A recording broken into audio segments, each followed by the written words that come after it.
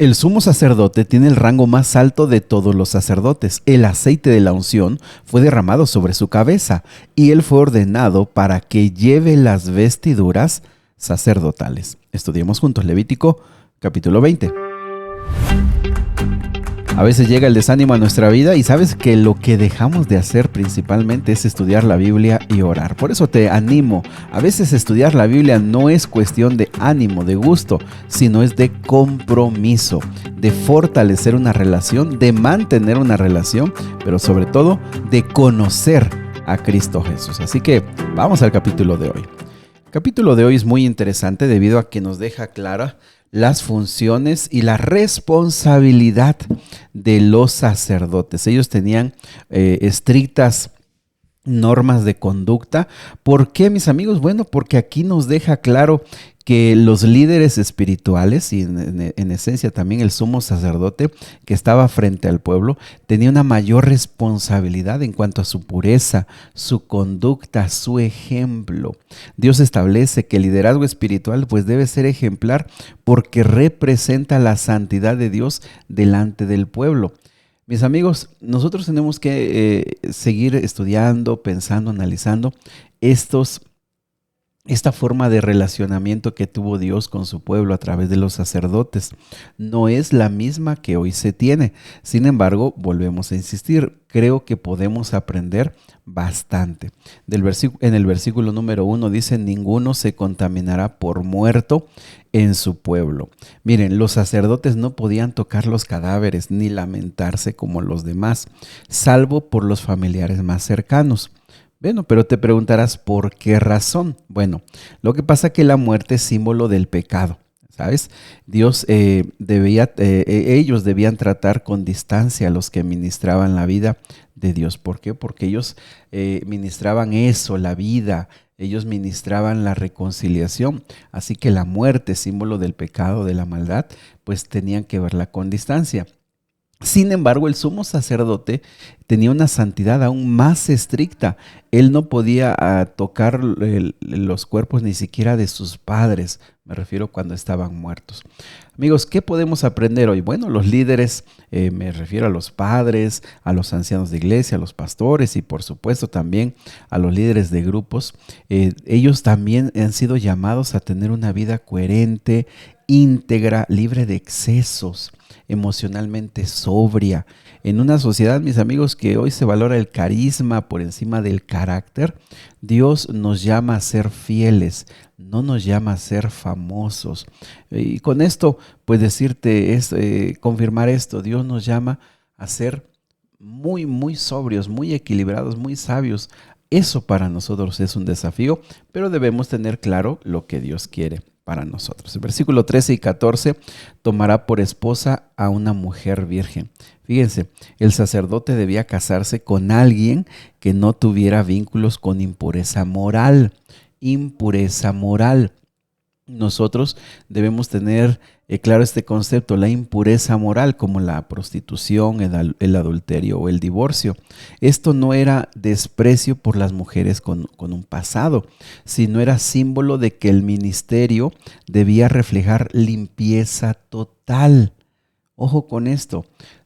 ¿Por qué? Porque en nuestra forma de comprender hoy el mundo, pues por supuesto que entendemos que todas las personas, hombres y mujeres, pueden tener un pasado, pero el pasado puede ser perdonado si ellos pueden ser restituidos. Sin embargo, aquí estamos hablando específicamente de los sacerdotes. Ellos, aún en sus relaciones matrimoniales, deberían reflejar limpieza.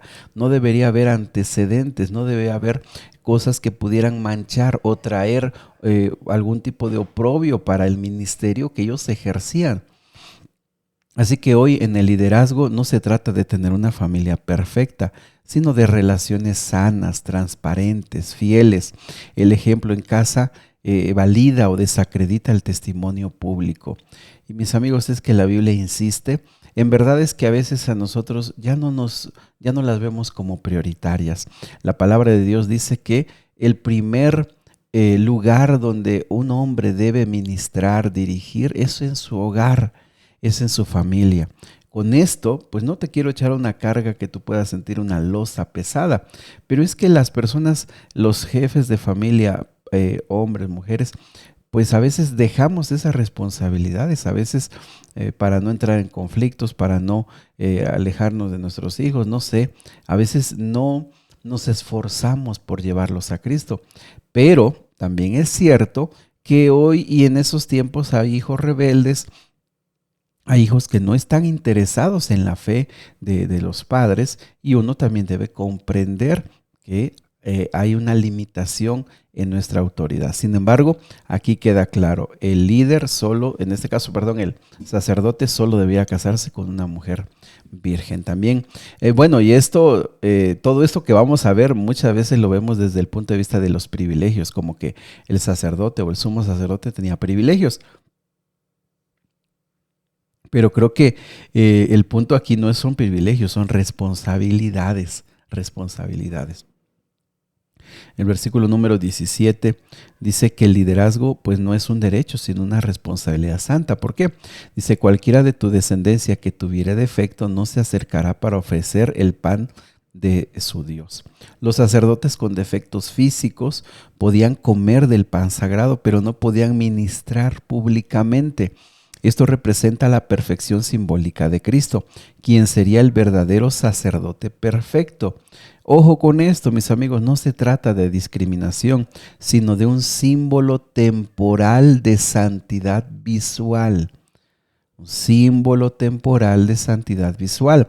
El sacerdote, el sumo sacerdote, representaba, pero hoy lo vemos de una forma más clara, representaba a Cristo, que era un cordero sin defecto, sin mancha.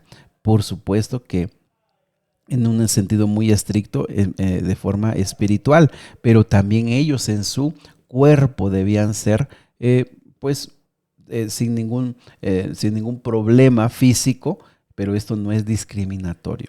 Hoy, mis amigos, nadie es descalificado del amor de Dios por su apariencia o su discapacidad, pero sí se espera que los líderes tengan salud espiritual, madurez y equilibrio. ¿Por qué? Porque nosotros ya no somos sacerdotes. Los líderes no son sacerdotes del Antiguo Testamento. Aquí podemos entender bien claramente que, pues, los líderes de la iglesia, los ancianos, líderes, pastores, pues no debemos entender que ellos eran sacerdotes como los del Antiguo Testamento, pero su salud debe ser espiritual, su madurez, su equilibrio. No se trata de perfección física, sino de una capacidad emocional, moral y espiritual para cuidar de otros. También vemos en el versículo número 8 el testimonio del líder, cómo impacta. Por ejemplo, bueno, dice, porque él es quien ofrece el pan de Dios, debe ser santo. El sacerdote no era simplemente un profesional del templo, sino que representaba a Dios mismo. Su conducta podía santificar o profanar el nombre de Dios ante el pueblo.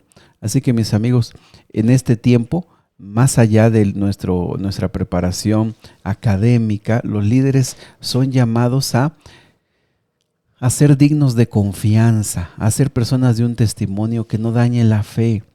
Por eso, en este capítulo es bien importante que podamos analizar liderazgo, los líderes, los que tenemos una responsabilidad en la iglesia, los que dirigimos como ancianos, como pastores. Y yo creo firmemente que también como padres debemos aprender esto, cómo Dios nos llama a una responsabilidad más especial. Mira, en términos muy prácticos, por ejemplo, nos molestamos, lo de hoy, nos molestamos porque los hijos no dejan el teléfono, quieren estar pegados en el celular. Pero ¿no te parece que muchas veces también como adultos también estamos ahí metidos? Lo que quiero decir es que muchas veces condenamos a nuestros hijos por males que nosotros mismos practicamos o por males parecidos. O sea, tenemos nosotros nuestros propios males como padres o como líderes. Lo que este capítulo nos trata de decir es que tenemos una responsabilidad mayor, los que tenemos una función de liderazgo, una función moral, una responsabilidad espiritual. Y lo que aquí también queda claro es que la familia del líder forma parte de su testimonio. Su esposa, sus hijos, eran una forma integral de representar los valores y los principios que Dios quería que viera su pueblo. Mis amigos, no todos deben de liderar, pero todos pueden servir. En este caso, las personas que tenían los hijos de sacerdotes, que tenían ciertas discapacidades, no podían liderar, no podían estar al frente, pero pueden servir. Y vuelvo a insistir, no era discriminatorio. Ahora nosotros también no podemos hacer todo lo que quizá anhelamos, pero todos tenemos un espacio en el servicio para Dios. Mis amigos, Dios cuida su nombre a través de quienes lo representan. Que todos nosotros como cristianos lo podamos representar lo mejor posible. Querido Padre Celestial, esta mañana vemos que sí hay personas que necesitan entender que tienen más responsabilidades. Los que somos padres, los que tenemos alguna responsabilidad en la iglesia, los ancianos, los pastores. Ayúdanos, Señor, a que esta responsabilidad la podamos tomar con cariño, con amor, pero también desarrollarla, Señor, con el único deseo de agradarte a ti y de honrar tu nombre. Te lo pedimos, Señor, en el nombre de Jesús. Amén. Que Dios te bendiga. Abre tu corazón al Señor. Si tienes algún desafío o problema, ponlo en las manos de Dios. Confía en Él.